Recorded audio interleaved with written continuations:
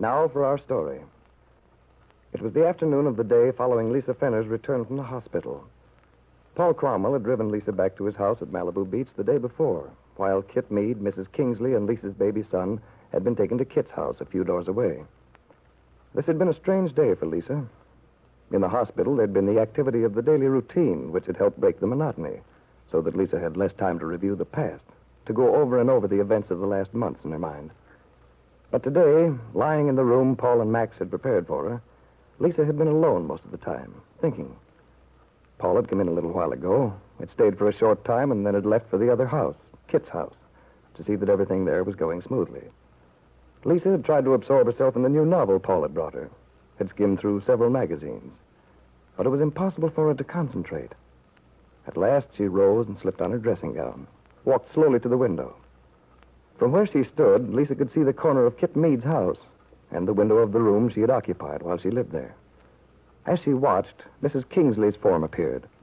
The housekeeper flung open the window, and Lisa could see the ocean wind catch the curtains, billowing them into the room.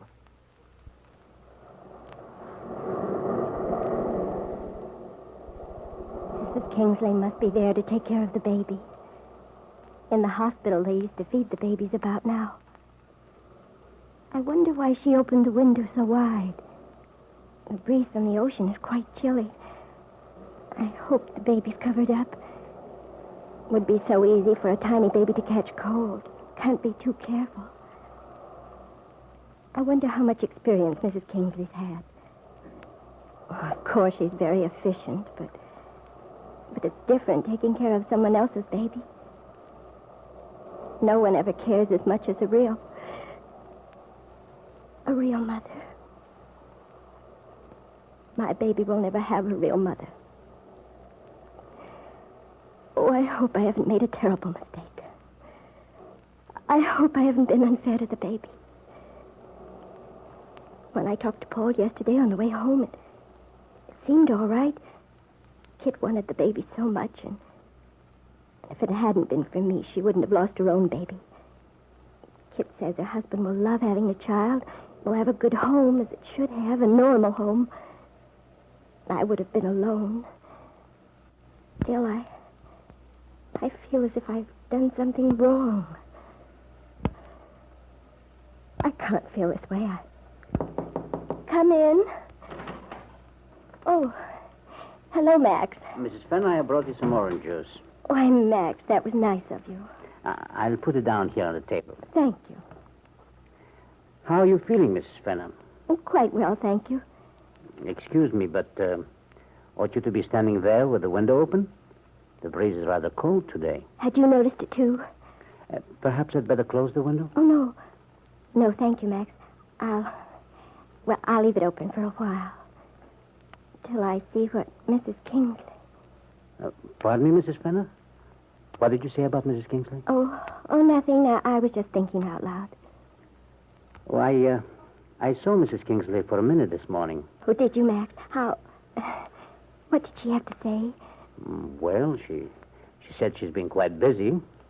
Yes, I'm sure she has. She wanted me to get something for her at the drugstore. She did, Max?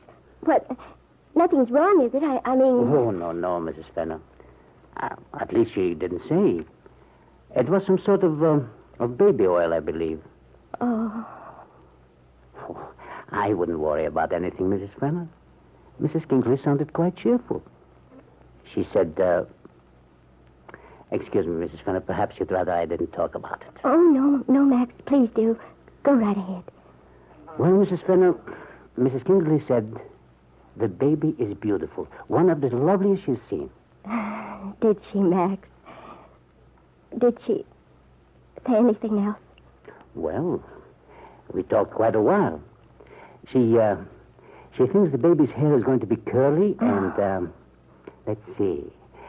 She said that it has very long eyelashes and, you know the way women go on when they get started about babies. There's nothing like a baby to bring out a maternal...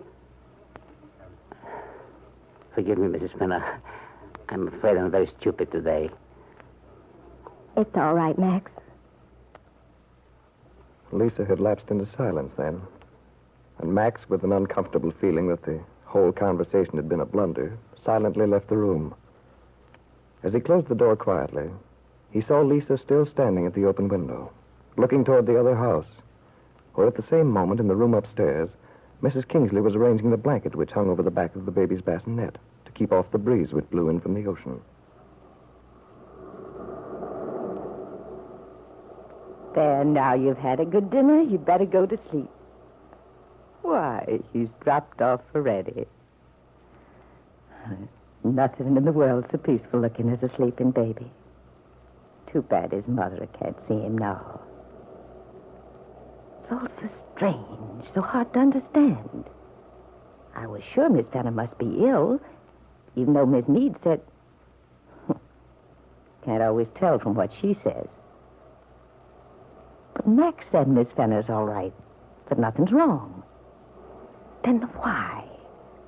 Why would she be staying at the other house not seeing her child? When I think how she used to talk about it while she was waiting, how she planned for it, I wonder what the reason is. Been so upset since Miss Meade's accident. Seemed to take it so to heart. Remember how she cried the next morning. Said it was her fault. Of course, it's easy for a woman to become upset at a time like this, but even so, I don't understand it. Miss Meade acts as though this baby's her child. Yesterday, on the way back from the hospital, the way she looked when she took the baby out of my arms, the way she held him. There's something wrong about this whole thing. I wish I knew.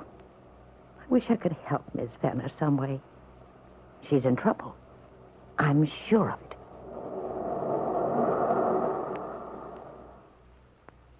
And downstairs, Kit Meade had just entered the living room after a discouraging day in town. She'd gone from one lawyer's office to the next, trying to find a loophole, trying to find a way which would make it possible for her to adopt Lisa Fenner's baby legally, without the knowledge of her husband, Bill Meade, without the necessity for Bill signing the adoption papers, and without Lance Fenner's knowing about the child which had just been born to his estranged wife. Kit had found Paul Cromwell waiting for her when she arrived. He'd seemed rather cold at first, a bit upset and worried. But Kit hadn't paid any attention to him until finally he said... The fact is, Kit, when I was talking to Lisa yesterday, I had a bit of a shock. A shock? In what way? From something Lisa said about you and Bill. And just what did Lisa tell you? Lisa seemed to think your chief reason for wanting her baby was to patch up your marriage to Meade.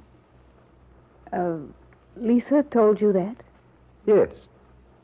She said you told her how important it was to you. How much Bill wanted a child. That you were sure it would make a success of your marriage. It frankly quite floored me. Why did you lie to me, Kit? Lie to you, Paul? So, this is what you've been leading up to. Sometimes, Paul, I think you're unbelievably naive, or just plain muddle-headed. I don't see why you say that, Kit. Look at it from our standpoint. We've had plans.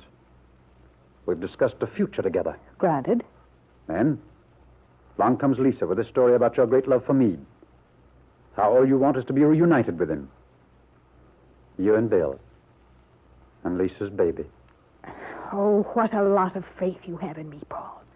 Lisa babbles some incoherent story, and you're immediately plunged into gloom, full of doubts. You haven't answered my question, Kit. Was Lisa telling the truth? Are you planning to go back to Bill? Restore your marriage? Kit, I want an answer. I want a truthful one. For a moment, Kit felt trapped. This was not the Paul Cromwell she was accustomed to. The Paul she'd managed to outwit so far with her quick feminine changes of mood, her sudden rages, followed by a softness which held so many implications. No, this was a Paul she'd never seen before. A man who demanded a straight explanation, an honest answer.